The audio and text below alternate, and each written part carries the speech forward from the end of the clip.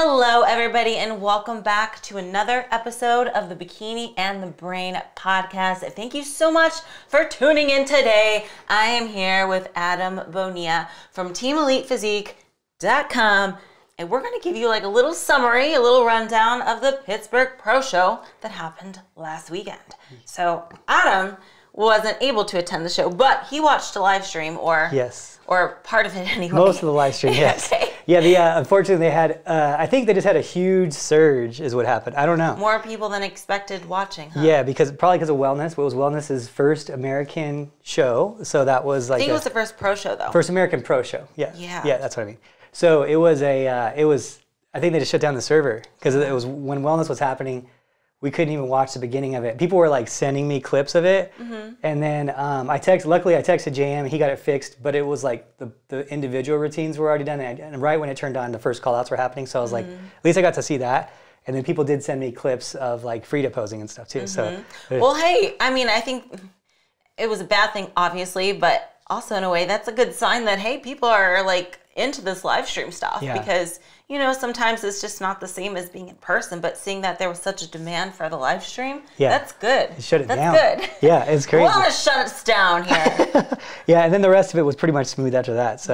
But this show in particular was such a like hyped show for wellness. Like, just like you mentioned, it was the first Wellness Pro show, but man, Wellness had so much hype. They had the top dogs in the Pittsburgh Pro. Like, all like the top wellness girls in the Pittsburgh Pro. Yeah. It was really cool to see. Yeah, and there was a lot going into it in terms of us just not knowing what was going to happen because there's been other pro shows in like different countries, but it hasn't really been established in America yet. So this was like, okay, what is the criteria? What's the American criteria? Because that's what's going to happen at the Olympia. Because if you look at like even like Bikini and you look in like different countries and how different people judge in different countries, it's always just a little bit different. So we were like, okay, this is the first like American pro show. How are they going to judge it? What's too big? What's too lean? What's whatever, right? So, and there was people talking all over it. They were saying, I was hearing, oh, Urishna is awesome, but she's too big for what they want for wellness.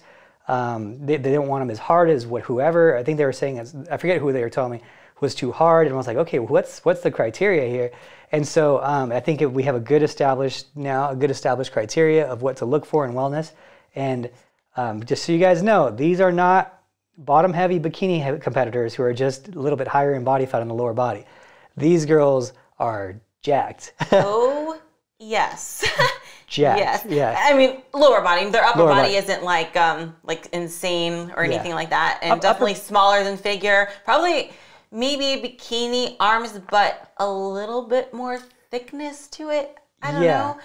That's from what I was thinking. But it's also hard to tell because I feel like the wellness girls are bigger framed in general, if that makes sense. Like, they're just bigger boned girls from what I'm seeing. Well, I got to stand next to them too, so I felt like a little shrimp next to them. But those, man, they look so good, and I'm envious. I am envious of that build. It's really good. I don't know how to explain it. 2 thumbs up, yeah. That's nice. That's nice. And the one is about nice. So dumb. I would say the wellness girls are just slightly on the upper body. It's very slightly bigger than bikini, but I think it is because the build though. I don't think it's just like a muscle thing. I think it's and nowhere near figure either. No, you put them next to the figure and you could really see. Yeah. So I'm really glad to see that like picture of you three because you put them next to figure and I was like, oh, because you see them and you're like, they're so muscular that they have to be bigger than bikini, and then you actually see them next to bikini, next to figure in that picture. If you guys want to see the picture, it's on Ashley's Instagram, and it's all three Ashley K Fit on Instagram. And you could see, oh, she's definitely way smaller than figure, but on the lower body, bigger than figure. She was there. So, and what's funny is that earlier this year, actually it was last year at the Mile High, actually, was when Sandy was telling me about wellness. Remember, you were there. And Sandy was saying, she was like, Adam, it's not just, what I just said, she's like, it's not bikini girls with more body fat on the lower body. These girls are like almost women's bodybuilding big in their legs. He's like, they are jacked in their legs. And she was explaining it to me, and I was like, so this is really nice to see, you know, how big they actually are, how jacked they actually are. Yeah, it's the legs are bigger than figure. I mean, yeah, but not as lean. And I want to say the amount of leanness from what I saw from the top girls was probably like a bikini lean, maybe slightly leaner, but definitely not as lean as figure. And I think too, some of it has to do with like the amount of muscle that they have can make them look a little bit leaner than bikini, but maybe at the end of the day, the same kind of amount of body fat, I would say. Could be I would say it looked similar. It looked very similar. You can tell in the upper body a little bit. Yeah, I thought it was going to be a little softer just because what I was hearing, you know, but no, they were pretty much exactly bikini lean. Like that was the winners, you know. So we were hearing all over the place on this one, but that's a good point though, because like if you look at bodybuilders and you'll talk about bodybuilders being, you know, you'll hear it all the time. Oh, they're 3% body fat or 4% body fat. There's no bodybuilders that are 3% body fat. Like they don't, and the reason is that they don't need to get that lean because they're so muscular, especially these days. They're so muscular and so dense and have such deep separation that they look like they're 3% when they're actually like 6%, which is still crazy lean. 6% is nuts. So same thing with like wellness. You know, if they're just as lean as bikini, but they have twice as much, 3 times as much muscle on the legs, yeah, they're gonna look way leaner, way crazier. So nobody was like veiny or striated. No. I will tell you that nobody. Well, nobody that placed high anyway. I'm sure you know anybody can do whatever they want with their body, but at the end of the day, the top placers were not striated. They were not veiny. It was really nice balance of like you know femininity and not too soft, but not too hard, and very athletic looking. So yeah, so definitely really cool to see. You know. It was so the other thing that was happening too was it was Frida's comeback, her debut. Comeback/debut. Yeah, comeback/wellness debut, and so that's a crazy story too. Yeah, so just a little bit of a backstory. Frida was an IFBB Bikini Pro, and we've done a podcast episode with her a few months ago, I want to say, and you know she found that like for her to maintain a bikini physique was very difficult because she puts on muscle like crazy. She had to just cardio off her muscle basically.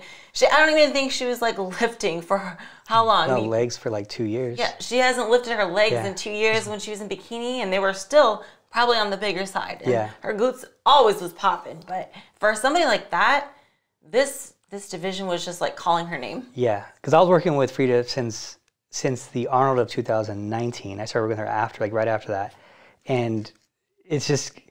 For someone who loves to work out, it just definitely sucked to like be like, hey, you're just gonna go in and pump your shoulders like once a week, and then train your glutes like once a week, and then crap ton of cardio. Just cardio. And the thing is, when you have someone like that who's so muscular naturally, you kind of don't even feed him that much because in order to like lean out and stay small and not build muscle, you got to be kind of in a deficit to like run off some muscle, you know. So it's like it's just not the ideal life for someone who's like fighting their class. So I'm glad that wellness is there for her. So just to like give you guys a little bit of like a heads up on how everything, well, one, Frida started doing wellness in December. She started saying, hey, you know what? I think I'm going to go for it. We talked about it briefly before that, but she was like, I think I'm going to go for it. So like in the middle, end of December, I don't remember, but it is, you know, it's like May 1st right now, May 2nd. So 4 months, she's basically grew into and did a pro show in like 4 months. That's crazy. So she finished 11th, which is really good because I think there was like 30 or 25. I think it was 25 people. So in the upper middle of the pack. So really, really good for her first time, especially because she's only been working out for 4 months. So I was really happy with that. The other thing I was really happy about too is that her prep, because we were starting to lean out a little bit, but it wasn't like we're prepping for Pittsburgh. Her prep, she did it 12 days notice on the show. So we were at the Wasatch Warrior. We kind of told the story already, but they were like, let's just see what you look like. Let's see if you're ready. And then she got on stage in front of everyone, and Jay Cutler was there. Jay was there, Tyler was there, Sandy was there. Well, Sandy wasn't there, huh? No. I don't know. I wasn't there. Yeah. I know that Ashley wasn't there. So. No, yeah, she was. Yeah, so there was a bunch of like top. Oh, JM was there, and a bunch of like top people with like strong opinions that matter, you know. And they were all like, she should do it. She should do it. She's gonna be fine. She's gonna be ready. And so it was cool for her to like just like, basically she crashed for 10 days, loaded for really we loaded for 1 day, really the Thursday, and it was like we just kept loading carbs. Her body just started soaking up carbs. It was nuts. Like we expected to do, because she usually doesn't carb load because she doesn't need to carb load for bikini. So it was like super nominal amount of carbs. And then I was like, all right, let's just be modest. Let's not spill over. Let's just do like 175 carbs. It was something like that. Like the day before the show, we kept our protein small because it was literally the day before the show. She doesn't like doing carbs 2 days before the show because she was flying in. It helps her. It makes her hold a little bit more water when she flies in and has them. So Thursday before the show, we're like, okay, 175. So we start off like 100. A few hours later, she like got way tighter. We're like, okay, let's do another. We started like we just kept doing that like every few hours. And she's like, I don't know what's going on. I'm getting tighter. And she lost. So she was at like 300 and something carbs, and then she lost like 1.8 pounds or something. Wow. And then I was like, what is going on with you right now? It doesn't make any sense. And I'm like, and I don't do that a lot where you're like, eat some carbs and then check in a few hours later, because it doesn't really work that fast, you know? But in this scenario, it was like, she was just like, it was crazy. She ended up getting like 525 carbs in that day. And oh my God, that's more than I've had in an entire lifetime. Well, yeah, so she was. Not really. People taking us serious. I gotta be careful with my words. Yeah, right. So it was crazy because and then she ended up weighing still weighed like less than a pound less the day of than she did. I don't think she. No, she's in saying. Yeah. What is her weight? She's like what, 5'7"? Yeah, is she 5'7" or 5'6"? I don't know. I don't know. She looks about 5'6" or 5'7". Yeah, she was on stage. I want to say she was 147 that day, 148. So, because she was 148 when she landed. She got to 146 something when she started having carbs. So probably 147. And I think it was just I think she's going to be very, very competitive. One, she just started lifting legs 4 months ago. She's going against girls like Yarishna. They've just exploded in 4 months. Yeah, so she has to buy new pants. Yeah, she gave me a pair of pants because she can't fit them. Them quads be exploding. So I think she needs now we know where she's at, which we didn't fully know until now. I think 2 things happened there. One, I think she could have done better if she had a few more months to get her legs bigger. And that, honestly, she probably would have been just top 5 if she has another 4 or 5 months of getting her legs to the size of these girls who've been doing nothing but legs for 5 years, you know? And that was kind of one of the things, like she would send me pictures and stuff. What do you think of whoever or whatever? And I was like, I think she's been doing wellness for 5 years and you've been doing it for 5 months. That's what I think. I was like, there's no comparison. You can't really even compare against that. Right. We don't know where your natural like threshold even is yet at this point. So I think that, and then her doing the show with like 12 days notice, she could have been a little tighter, but we didn't fully know, and the judges were saying, hey, you should do it. But I don't think she needed to be much tighter, but a tiny bit tighter would have helped. So yeah, I'm really excited to see where her stuff is, but she's like, I need more size, so she's going to, we haven't talked about what show she'll do next, but realistically, it's going to be, months from now. She needs to grow into it. Yeah, so It's going to be months from now. So yeah, I think the show was important to do, I guess not even just to assume that you're going to place or anything like that, but just to see how you compare against these other girls. Because here's the thing. If you haven't stood next to the girls, same thing with bikini. If you haven't actually stood next to them, you don't know. You can read somebody's height, weight, measurements, but even measurements look different on different people. Like for me, I hope this isn't bragging, but I feel like my glutes look bigger than the measurements say. Yeah, you know what I'm saying? For sure, actually. Yeah. So if you say my glute measurements, which prepare yourself, guys, my glutes shrank a little bit. 34.25 at the Wasatch show. I don't know what they were at last show. Probably somewhere similar. 34.25. I feel like they look bigger than 34.25. No, they do. Because you can even look at like a reference if you guys know. Well, no, because Frida. Gosh, I wish I knew these numbers off the top of my head. I know that Anya right now is 36. Yeah, and she's off season though. Yeah. So that's not fair. Yeah. But yeah. But it's just, and then there's a couple girls I've seen with like 40s, and like they don't look anywhere near where your glutes are. So it's like measurements can be very deceiving. Yeah. So body fat looks different on different people. Weight, measurements, everyone holds it differently. And I mean, for example, like even the glutes can also make your glutes look or have a bigger measurement is the width of your hips. The width itself. is a huge part of it. So, it's just, or what part of the glute is prominent versus the, do you understand what I'm saying? Yeah, like the middle of the glute pops out. Yes, exactly. So it was important for her to do the show to kind of see what to strive for. You know what I mean? So she can stand next and be like, oh, wait, okay, I'm not as big in the quads, or oh wait, my upper body, or you know what I'm saying? Yeah. So I think that's important to for you guys as well, like, you never know until you actually stand next to somebody how you're going to stack up. So don't like doubt yourself so quickly. Yeah, for sure. And the other thing too is the judges can only judge off of who shows up. So if that was the other thing we were thinking about too. We're like, well, if Angela and Urishna are too big, which is, you know, that was floating around before the show. That's put to rest now, of course. But before the show, that was a possibility. We're like, well, if everyone who shows up is as big as Urishna and Angela, well, then they have no one to choose from but girls that are as big as Urishna and Angela. So maybe you are the criteria in America and we just don't know it yet and it hasn't been defined at this point. So let's figure that out. Let's at least give them that option type of thing. So, it was a really good learning experience. I loved seeing Urishna on stage. It was so nice to see her. She does this crazy hair flip stuff with her routines. It's like, whoa. Her hair is... Whoa. Why is her... That's really healthy hair. Well, how is her hair so healthy? Oh my gosh. She has beautiful hair. It's so shiny. I was like, how's this a thing? Did you see a routine though? Oh, the live stream probably you didn't, because it didn't start till after. Yeah, I didn't. But man, she was doing all these...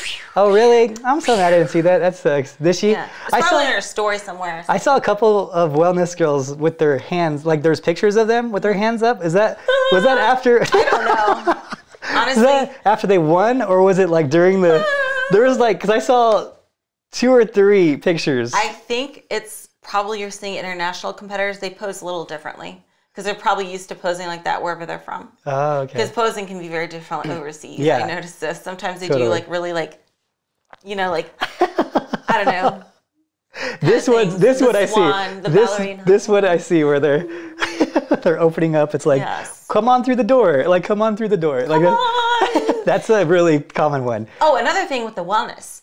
I love the routines. I never saw like a full wellness routine. I saw like little bits and pieces on people's stories and stuff like that. But they pose, as far as the routine, quite similar to Bikini, I would say. Like as far as the length, duration, and kind of style. So they're not just like standing there and quarter turning like figure or anything. They're like walking back, they're walking forth, they're turning this way, they're turning that way, and little hair flips, bloop, bloop, bloop, all that. So it's kind of cool to watch. They're sassy too, sassy girls. Sassy girls! So that was really fun to watch. I'm really happy to see like the end result of that. I had Urishna winning that one when it was like they put them in the middle. But really, Angela's look is nuts. She won with perfect score. Yeah? Yeah, wow, she did. Perfect she got a score. 3. That's crazy. Wow, perfect score. I didn't see that she had a perfect score. That's because, there you go. That's the criteria. So that's going to probably be, it's probably going to be, I mean, I don't know who else is even in the contention of those in that group for like the top 2 at the Olympia type of thing. But that's probably going to be, I'm sure they're going to be in that top 5, those 2 at least, if not 1 and 2. So that's, I liked her look a lot. Yeah. So anything else you saw in there? Oh, in the wellness? Yeah. Well, no, nothing that I can really, I didn't really get to watch it firsthand, but I saw like a little bits and pieces from like the side and stuff like that. And then of course on people's stories. So I didn't like, because Bikini was backstage when they were going on, but no, I'm just a fan of their physique. So I'm so happy to have that as part of our sport now. So that's kind of cool. And I'm glad that now it's kind of opened doors to girls with that kind of body type that maybe in the past wouldn't be able to, compete because they were too big in the legs or fighting genetics or whatever. So for sure, yeah. So I was really happy to see that. Really happy to see Frida do so well too. I mean, a number 11 is really good. It was really good. Period. Even if she had 2 years to prep, 11th is good. But considering the scenario, hey, I've been training like these girls for 5 months and I'm hanging with them, and then with a 12-day prep, it's like. There's a lot of potential there in that little. There's a lot of clay to play with there. Yeah, so that's exciting for the future there. So I'm excited to see where that ends up going. But I could see her being super competitive now, in that division. So exciting to see. Yeah, her legs are gonna explode over these next months. Yeah, she was gonna be in this podcast, but she got sick. So sorry, Frida. She was like, I could do it through Zoom, so maybe we'll get her in later. But yeah, she felt really sick when she came. She didn't want to get us sick, so she doesn't know what she has. Yeah. So maybe it's just the post-show hangover. Could be. So she hasn't competed in a couple years. So. Listen, there's this thing called the post-show hangover. I made it up, but it has nothing to do with alcohol. Okay, nothing. Don't worry. No alcohol was ever consumed. What happens is you compete at a show and you put all your energy into it, all your emotion, and you're just so so much adrenaline pumps through that day.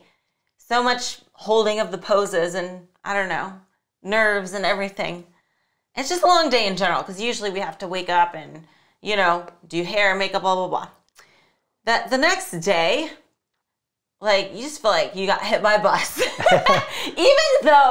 Even though no alcohol was consumed, it's very similar to the feeling of having a hangover. Like, headache, feel like you get hit by a bus, weak, just lethargic, just like, because it's just like, just so drained. I just feel so drained after a show. I'm just like, oh my God. And for me especially, oh my God, the night of the show, I literally slept 1.5 hours. Literally the night of the show. Or not the night before the show, but literally the night of the show which would be Friday night. So the day I competed, that night, slept 1.5 hours. Holy mother of pearl. How am I still alive? Yeah. And then have you slept since you've been back? It's Monday now. Have you had any good sleep? Adam, well, I've been back for like 3 days, so yeah. Okay, good. Okay, good. You have the sleep issues that you have. I do. Well, last night I didn't sleep so well. The night before, I finally got 8 hours of sleep. First time in probably a few months. 8 hours. You fight that sleep, man. I don't know. You know what? They say that there is a gene where you can function on less rest. I don't know if I have it, but I hope I do. But it's like a gene. Hopefully I have it. That's my excuse. That's my go-to. Yeah. I'm rationalizing. She's been living off that. She found it one day and then just like has been living off it like it's a fact. No, it's okay. I got the sleep gene. like it's a fact. I'm good. I got the sleep gene. So Arnold said, sleep faster. Sleep faster, do more. That's so funny. So yeah, I mean, it does take a lot out of you. So just know if you feel like poo-poo the next day for no reason, you're not alone. It's never made sense. And you should, even Adam feels like poo-poo, and he didn't even compete. I think it's because you get into it too. Yeah. Like you put emotion into it, like you get nervous too, you get excited. And it's draining. It's really draining. Yeah, I had people like texting me yesterday and stuff, and I'm like, guys, just leave me alone. Like, I don't like... I had to like say it because like Sundays I don't want anyone texting me. Period. Like Dang it! I texted you yesterday. We text as friends, but we don't talk about prep really that much on Sundays. But no prep talk on Sundays. Okay, no. It's funny because Courtney, she's one of the coaches here too. She was like, she texted me like she didn't know because she just moved down here, and I was like, unless the building is burning down, don't text me on Sundays. I feel like I always text you on Sundays, though. I guess I don't pay attention to what day I text you. Well, we talk like friends, though. That's the thing. Yeah, but sometimes I'll ask you prep questions. If you're 5 days out. But no, Adam, I gotta stop. That. Okay. You know what? I feel like I'm a very annoying person to you, but you're just too nice to ever say anything. Well, I did say so to some people yesterday because I was so tired because it was like Friday was the show, so Thursdays like you're just into it, you know, you're just like mentally into it. He didn't even go on a plane. He literally watched live stream and he got the post-show hangover. See, it's contagious. You're just like you put so much into it, and you're thinking and you're talking, and then you're up early and you're asleep late, and like it's just what it is for a few days, and that's why I was telling people about like coaching, and it's like they're like, oh, it's so glamorous, it's so cool, I want to do that, and I want a bunch of pros. I don't know, did I talk about this before, like having a bunch of pros like overseas and stuff? Maybe you briefly mentioned. I'm not sure. Those coaches who are like West Coast coaches who have a bunch of clients overseas, like I really give them a ton of respect because I won't do a bunch of overseas clients anymore, like that are like pros, right? Because pros, they compete like 8 times a year to qualify for the Olympia. It's like a normal thing. That's like very normal to like compete 6 times in a year for a pro. Some of these girls, I mean, will compete in the teens. I mean, Alicia did in the teens. Ashlyn that year, I think she did 13 shows or something like that. So like these girls do so many shows. Can you imagine being a coach like in the West Coast time zone where you have like girls competing in Europe and Italy and they have to be up 19 shows a weekend or 19 weekends at Thursday at 2 a.m., 4 a.m., 6 a.m., like all these different times. It gets really, really hard. So me, I'm like, yeah, if you're a pro, Las Vegas, it's cool. West Coast shows, East Coast shows, but it's hard because you're like waking up, you're tired, you know, you have other things, you have other people competing too. You have amateurs competing as well. So we had people competing on Friday, you obviously, so Friday and Saturday, and then so I was like, I just need a Sunday just to do nothing, you know, just do nothing on a Sunday. But I still ended up doing stuff.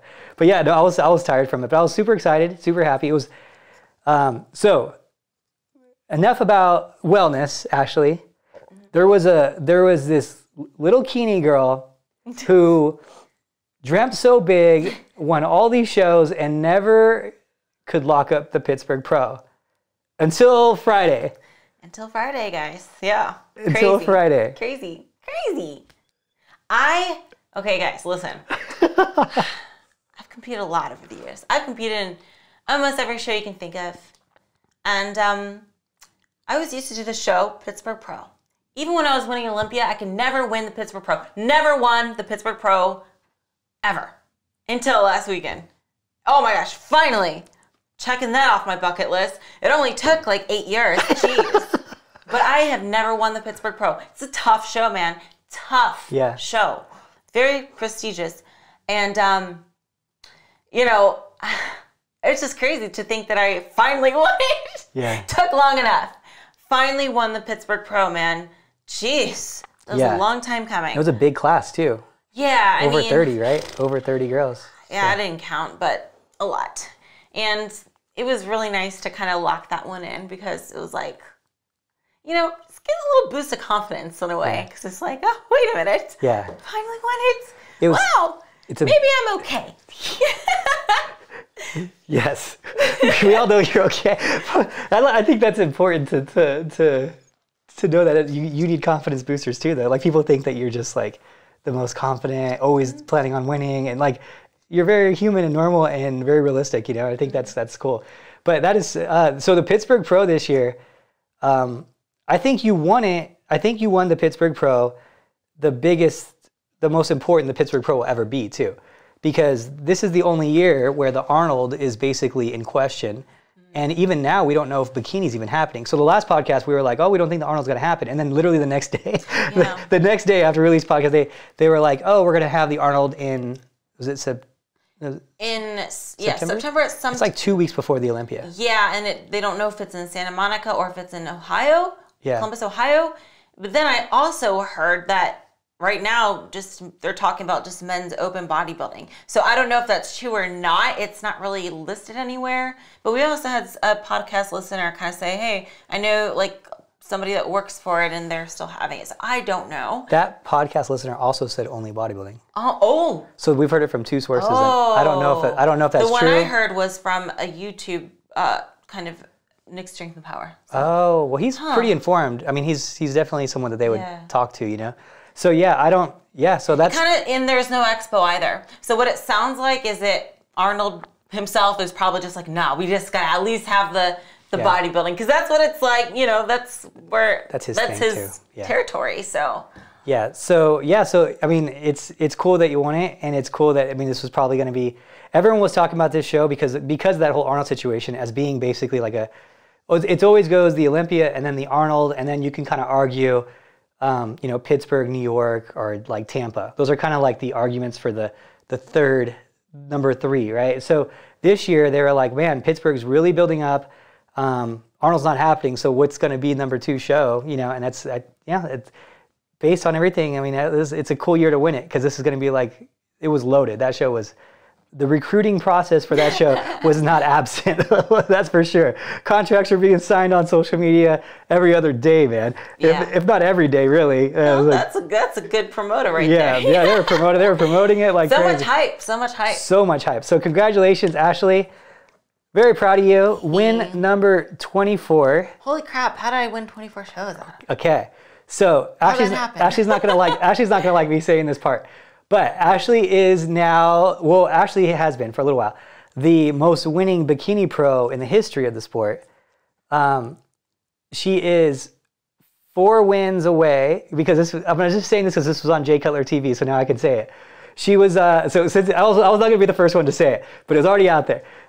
So she is 4 wins away from tying the all-time record of IFBB Pro wins, which is set by Dexter Jackson. I always hear this. Okay, I understand what you're going to say right now. Bodybuilding's harder. I get that.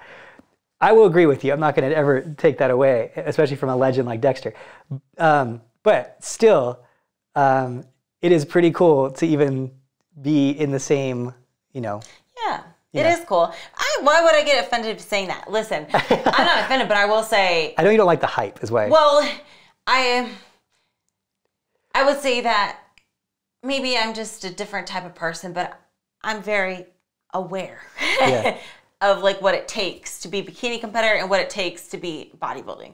Okay. I even said on the interview on Jay's TV, I was like, you know what? The thing about bikini is I can pretty much stay like this all year round. I can compete in 15 shows. My body will be fine. Bodybuilders, not so much. Yeah. Not so much. They obviously work a lot harder to, you know, get to where they need to be, and it takes years for them to do so. Yeah. I know Dexter has been competing a long, long time. I'm not sure how many 20 years. He has the record for that too. It's well, I still got 20 years. Yeah, he was like 28 years or something like that. Okay, well, no, it's not 28 years, 20-something years. I got like 20 years to get 4 wins. Yeah. But like I don't know. I don't think it's comparing apples to oranges. And I know like all the girls are gonna be like, no, Ashley, it's just as hard as bodybuilding. Stop it. No, I'm sorry. No. I'll stop you right there. It can take 1 year from a person that's never worked out before, if they have good genetics, to become pro. It can take a year, maybe 2.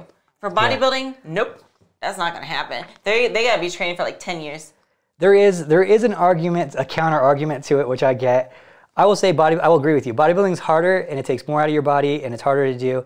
Now, I will say that back in the day when there wasn't any of this big social media and whatnot, you know what, this is actually a cool topic. This is actually going to be really good for people to hear this part because this kind of goes in the history of our sport.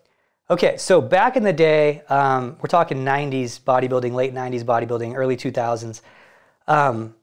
The social media wasn't around. The internet was like just getting started. So the way that guys made money on the bodybuilding circuit was to compete often and compete all the time. So you'd always have these guys doing the circuit. It was like Sean Ray, Kevin Levrone would do it for like 6 months.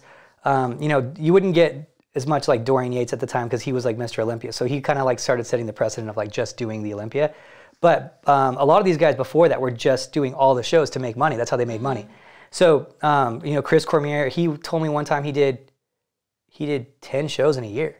Chris Cormier. And it's like, that's crazy for a bodybuilder to even, these days you would never hear that ever, true. Right? So like they did do a lot more shows back then, but here's the cool part of the history of it. Okay. So everyone talks about the point system, right? And I mean, even last year they were like, oh, Ashley does too many shows. Love it. Yeah, right? Well, I know she did 4 shows. Shut up.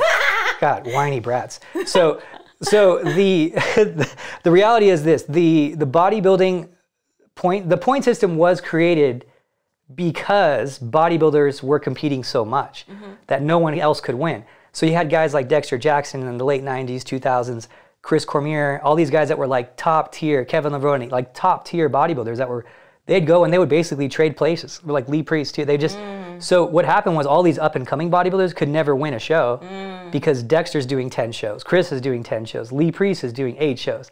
You know, like it's just, how are you going to win when there's only, and back then there's only like 15 shows, you know, 12 shows. So like, that's where the point system started. It was to give other guys who couldn't win these like legend bodybuilders a chance to get to the Olympia. So that's actually how the point system started. So the point system actually was created because guys that were too good set the precedence of competing too often, if you want to call it too often, and then you get the backlash for it. But it was created around that. So know your history of bodybuilding before you complain about that. But that's the history of bodybuilding. That's the history of why the point system exists, is because it was created because guys like Dexter were competing all the time. So now the counter argument to you, right? This is is that Dexter Jackson did compete till he was 51. I want to say. Yeah, I'm not going to be competing until I'm 51. Bikini doesn't have that window. That's true. Not as much of a lifespan. That's a good point. It's a counter. I mean, it's a counter because in men's bodybuilding, especially, they're not even peaking till like.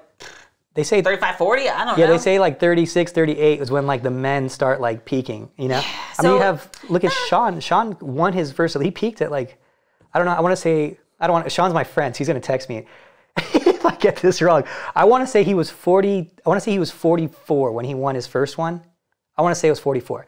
And then Breon was, I think, like 41 when he won his first classic one. So like the bodybuilders just peak later. You know, you don't see bikini girls peaking at 42, 43, you know? So yeah, so you have the window, it does counter that to some degree, but in terms of like, here's another kind of argument though. Right now, this is a fun way. In this day and age, way more bikini shows available than bodybuilding. That is a good count. There's probably like on two hands you can count men's bodybuilding shows, maybe even less. I haven't counted. I'd have to look at the list. Don't quote me on that. Yeah. It's just a lot less. It's more probably like 25% versus her. Yeah, I would say about 25%, 30%. Yeah. It's more than 10, but it is about, yeah, you're right. It is. Like for example, for every 10 women's bikini competitions, it would be like 2.5 men's open shows. I don't know what the 0.5 is, but yeah. You know what I'm saying? There's a lot more bikini shows out there because I know that men's bodybuilding, they expect them to pay more, or they only do it for bigger amounts of money. You know, not going to get into that part of it, but like I think that's why they don't have as many men's open bodybuilding is because of the pay. You have to pay the men's bodybuilding more. Yeah, probably would make sense. Yeah. So yeah. Anyway, but regardless, it's quite amazing what you do. What's funny is so Ashley brings her trophies here that we've won together to the prep center, and I have a trophy case, and you guys can always see your trophies. You come to pose. We have free posing here most Saturdays. Like this Saturday, we're still gonna have posing, but I'm gonna be in California. Actually, we should talk that in a second. But she filled up her case, and then I'm like, well, maybe I should build a case for her here, but at the same time, I'm like, well, we don't know how many she's gonna get, so it's like, how do we build a case? Because she might do another 20, 30 shows before she's done, who knows? And all those awards were the ones I won with you, too. Yes, correct. So, you know, back in the day when I wasn't working with you, those trophies are at my parents' house in Ohio, so we're starting fresh, so all the ones that I got are just through you, basically. So they're nice gym decorations. It's kind of like one of my motivations for like a show. It's like, you know, I never come into a show with expectations necessarily of like, oh, I'm going to win or anything. But when I do, it's like icing on the cake. I kind of like have a few things that motivate me to keep competing. One of them is, you know, get decorations for the gym. Probably number one on the list. Fill the wall. We need new decor. It's a new building, so we got to fill it with some, you know, decorations. Martha Stewart, watch out, you know. Another thing is YOLO. I love it. It makes me happy. I live for this. I was born to do this. And I also, I don't know, I just like competing and pissing everyone off. Yeah, your longevity is crazy though, because there's no one who stays, like there's people who do it for periods of time, like 6 months, 8 months, and I'm like, oh, she's super dedicated, like she's gonna be the next like hard worker for years, right? And then they always have like a period where they burn out. Everyone has that period, but you don't really burn out. You have that mental, like, oh, I don't think I'm gonna do these shows anymore. Like I'm not gonna do the show until the Olympia or whatever. Yeah. But that's like, you've already competed 6 times and you're still staying consistent with your diet. It's not like, oh. Sometimes I don't do a show because of strategy reasons though. It's kind of like, sometimes I'm in that situation where it's like, I want to do the show, but strategically, I don't know if I should, and there's a few reasons. One, if I don't, like let's say, just like last year's scenario, the last show I did before Olympia was the Texas show, and I got first, and I won 3 shows in total that season, and I finished off in a really good win. I felt great about my physique and everything else. I was like, oh, I'm satisfied with that. I don't think I should risk doing another show, because if I don't do as well or something isn't right, like I don't know if I'd be able to fix it in time, and it just kind of messes with my head. So it's kind of like that kind of strategy. Sometimes also it's like, well, maybe I need to stay back and improve on something as well. So it's kind of like sometimes like, oh, you know, so it could be one of those two things, but rarely is it because I'm just sick of it. Yeah. You know, I'm human. I do have those times where I'm like, oh, I just need a little break, but usually literally lasts like a week, and then I'm like, okay, ready to get back at it. Yeah, you'll be like, I'm bored. It's like 1 week, book a few like spa appointments and do something relaxing, a massage, like, and then I'm like, all right, let's get back on it. So it's like, you know, I never really stray away too much mentally. Yeah. So anyway, congratulations. It's really cool. Thank you. Yeah. You know what sucks is that you'll see this on the video because I did like a little vlog, but the live feed was going perfectly good. And then they go perfectly great, right? The whole time from after the glitch of the wellness. And then it gets to the top 3. They call the top 3 out. And it glitches. It freezes. It's like, I'm like, no, who's winning? I'm like recording it too. I'm like, who's winning? Who's winning? So, and it just freezes. and then it unfreezes and you're in the middle like this. I was like, oh, thank God. I didn't get to like. It's like you're probably having a heart attack that whole time. Like, look at social media.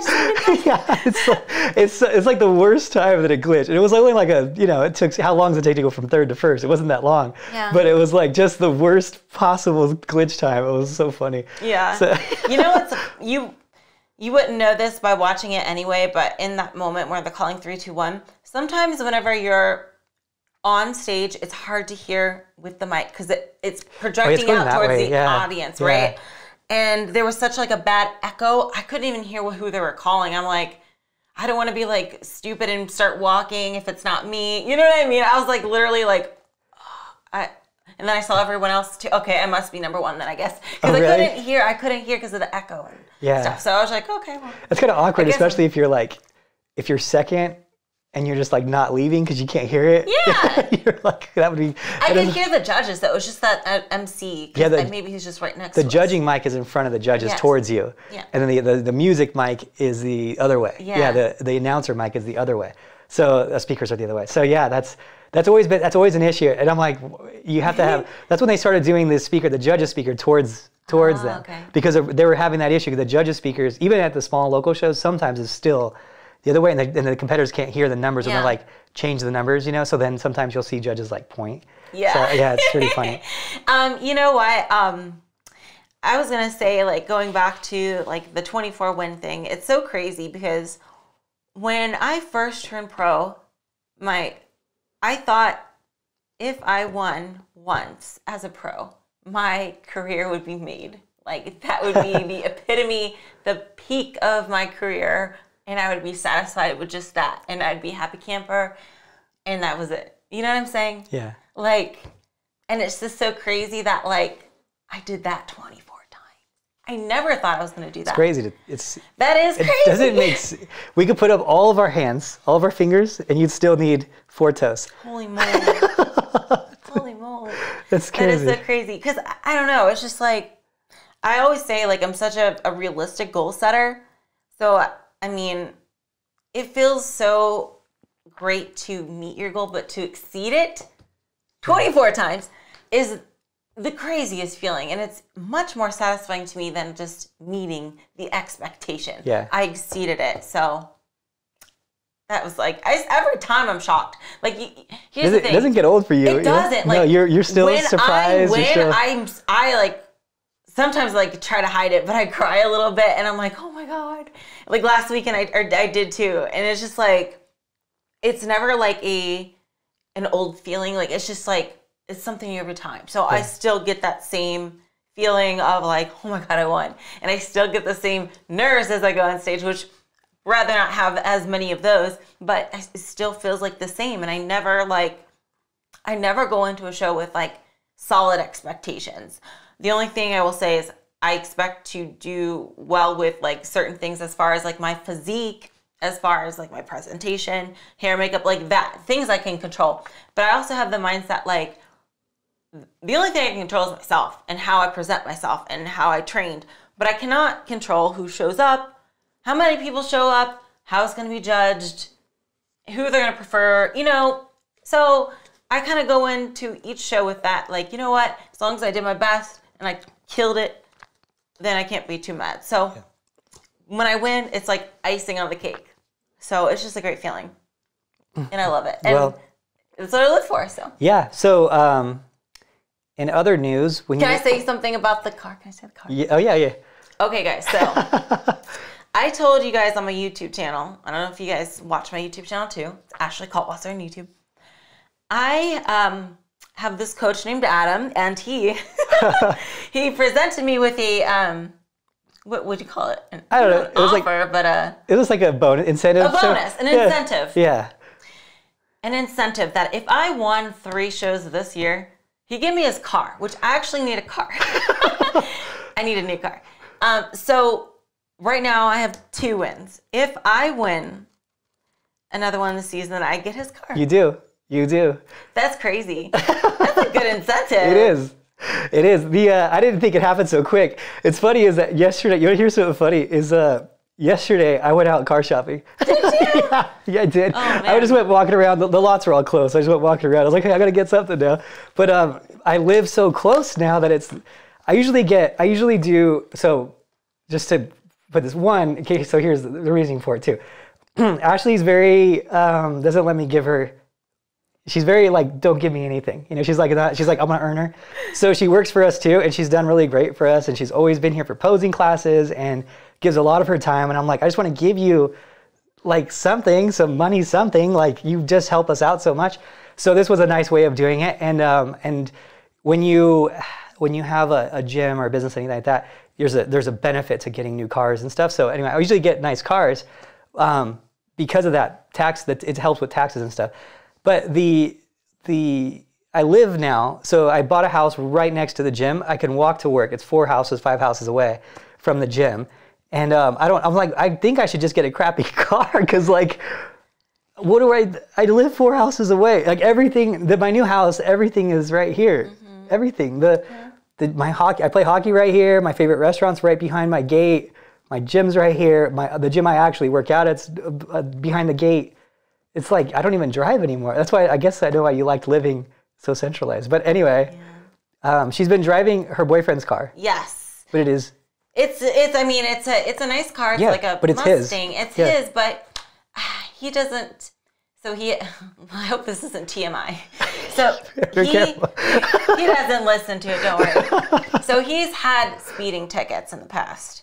So he can't get really good price car insurance. Like I'm such a preparer, right? Like I always get the maximum insurance of stuff, and like. Because I just like the peace of mind of like, okay, I'm prepared. So my driving record is stellar, okay? No tickets or anything like that on my record. I can get really good insurance, but the car's in his name. So I'm using his car right now because it's like, well, you know, he literally doesn't use it. So I'm just like, well, I don't want to get another car because it's right there and he's not using it, but the insurance is like poo-poo on it and it makes me nervous. So like, I just want like my own thing because, you know, he can keep his crappy insurance car. Yeah. But I want my good, safe insurance. Well, good. And it's higher up and it's safer. Yes, and safer it's car. safer. Safer car. So safer. Anyway, so yeah, I hope you get it. Me too. Gives me an excuse to get in their car. So it's been a while. You can't register. Is that the problem? Is the DMV is so hard to register a car right now. That's one of the reasons I haven't got a new one because last year's like the first year I didn't get one for like ever, and it's because it's just because it's so cheap for me to exchange it based on like the tax exchange. It's so cheap to just exchange a car every year. So anyway, I hope you get it. Me too. Yep, I hope you get it. I know. And in the attempt of that, you are competing. Well, not in the attempt of that. That's just a nice part of it. But she is competing again. Wow. Saturday. Who would have thought? We're recording this on Monday. She competed on Friday. So I'm in peak week again for like the 4th time in 5 weeks. So. Right? Yeah. Yeah. You've done, based on how the show's laid out, you explained this to me this morning. You want to explain it? Based on I did 3 shows in April. Yeah, just the way they were laid out. And Pittsburgh being on a Friday made it possible. 3 shows in a month.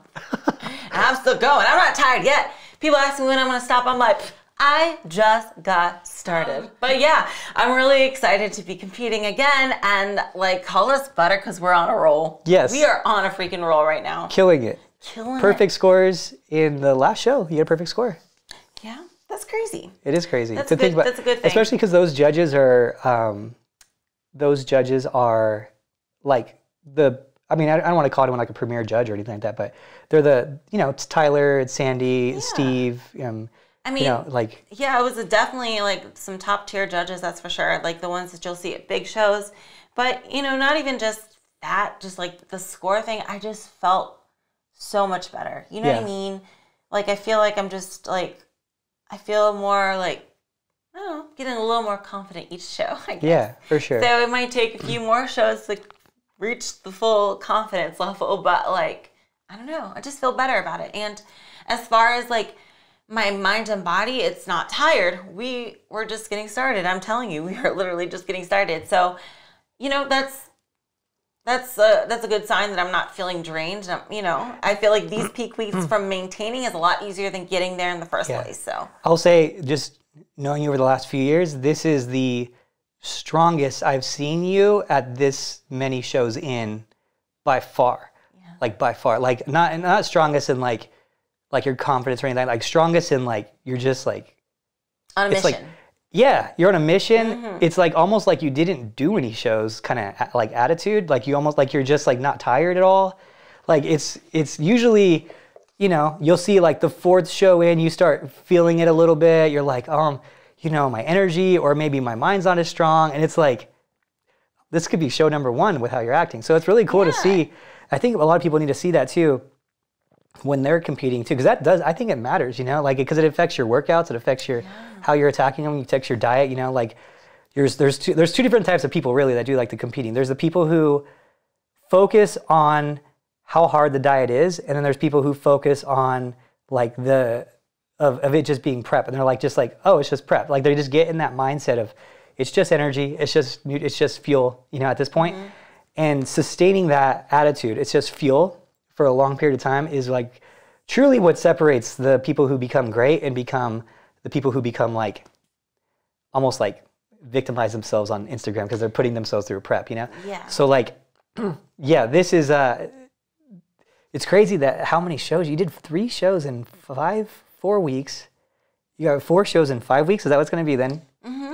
And well, I guess technically since it's May 8th and not 7th, that would kind of push us, nudge us a little bit over. Yeah. Who's counting that one day though? Who's counting? That's cool. No, that's cool. That's a cool thing about bikinis. You can't do that in bodybuilding. You know, yes, that is another argument for your side, right? That's for sure. Yeah. So I will say the hardest prep was the first one, Clash, because I wasn't there yet. But it is so much easier for me personally to maintain than getting there in the first place. You know what I mean? Yeah. I feel like I'm one of those people that like, once I'm there, I can hold that for a while. I can hold that for a good while.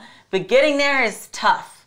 Getting there. I always say I'm like 95% ready to go at any given part of the year. 95% ready. 95% intensity with the gym. But to get to that 100% is very difficult. But once I'm there, smooth sailing, you know? So I'm holding up really nicely. Fingers crossed it stays that way. My mindset's really good. I'm like, each show I get more and more motivated. I'm not getting tired. I'm getting like, oh man, I can't wait till the next one. Oh yes, let's do the next one, yes. So I have a lot of shows on the agenda this year, which I just sent Adam my show schedule, the shows I want to do. I have quite a few maybes in that pile, but I do have some like for sures that unless something strange happens or something weird is going on, I'm going to do it. And those, I'll tell you what those shows are. Well, first off, I'm competing at the John Lindsay's Night of Champions in San Diego, California this weekend, so that's one.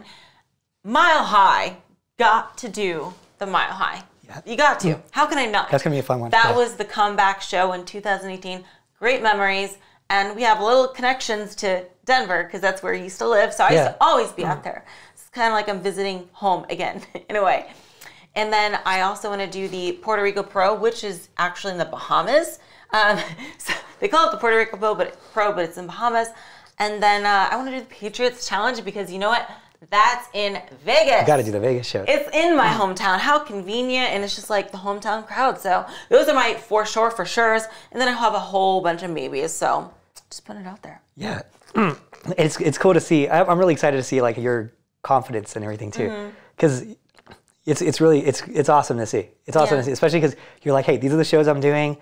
Confident, you're ready, you know, it's cool. So I think as a tip for everyone like listening to this, okay, any editing advice you can give to, because you're pretty much I'm trying to come up with a nickname for you still. We're trying to think, Ashley's just tried and true. She's like, she can do shows and endure it. I don't know what they're going to call you, Miss Endurance. I don't know, but leave a suggestion in the comment section below. Something about her endurance, because like Energizer Bunny? Something. I mean, because people will, and I've gone through this too, and I've even told you this before too. When I say it, people will, I will be like, oh, she's going to be the next one, and then like, but it's like years of doing it where you're just not.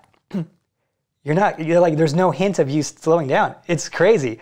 it's awesome to see. You know, you could do 5 shows, 6 shows a year. You could usually see that on a girl. Bikini, you'll see a Bikini Pro, their first show, their first year, you know, 5, 6 shows. Second year, 2, 3 shows. Third year, oh, I might do 1. Fourth year, oh, I'm probably gonna take off. Fifth year, oh, well, you know, I just got burnt out. You know, it's like, that's very normal, you know? So any tips you can give to people who are maybe like, what is it what's your mindset that's letting you endure, you know, doing 6 shows a year, whatever we're going to end up doing, and still like never get burnt out? Well, I would say you just got to love what you do first and foremost. You can't fake like a passion, right? You can't force yourself to love something. So you kind of have to have that already. But you got to kind of show gratitude and be grateful for even like the little things throughout your fitness journey, the prep itself. I think a lot of people view prep as being miserable and they just dread it. But I love it. I love the routine. I love having something to look forward to. There's definitely rough times where like I get mad at myself, like I was at Clash. I was so pissed at myself for messing up so badly. But you know, it's kind of like you just gotta shake it off and be like, on to the next. Forget about it, on to the next. And just take every mistake and just learn from it. But just realize that like you're in a position that like many people will never get to experience, but many people would want to experience, you know? I often think like, even for myself, I'm just like, my cards lined up so perfectly to allow me to do the sport and the way I'm doing it that I've got to do it. I got to take advantage of it. Like the fact that like, you know, I don't have kids or anything, that I have like the freedom and, you know, the support to do these shows and have fun with it. I think that you know, just like YOLO. Yeah. Drake says YOLO. So, you know, just realize that it's like a privilege to be able to compete. And, you know, like I said, I love doing this. This is so fun to me. And even if things don't go necessarily my way all the time, in general, it's like I'm very, very like happy with everything. You know what I mean? I couldn't have picked a better pathway for myself. And I just got to be like, take advantage of the time we have, I guess, because it's like you never know. Like when I had my eye surgery, you never know, some weird thing pops up and you can't compete for whatever reason. So until then, I'm having the time of my life. Yeah, and you're having a really healthy year too. Yeah. You know, I mean, because I mean that you fought that for 2 seasons, right? Like, was it 1.5 seasons? The eyes, yeah, and what was affecting your cardio and all that. So, yeah, scary to see you at 100%. So, I guess that's a good tip for everyone. And then with that, we'll leave you. Yeah. So wish Ashley luck on Saturday. I think we'll do this podcast again on Monday when you get back. We'll talk about the show and everything too, and maybe not. We'll see. Maybe they're sick of hearing our shows.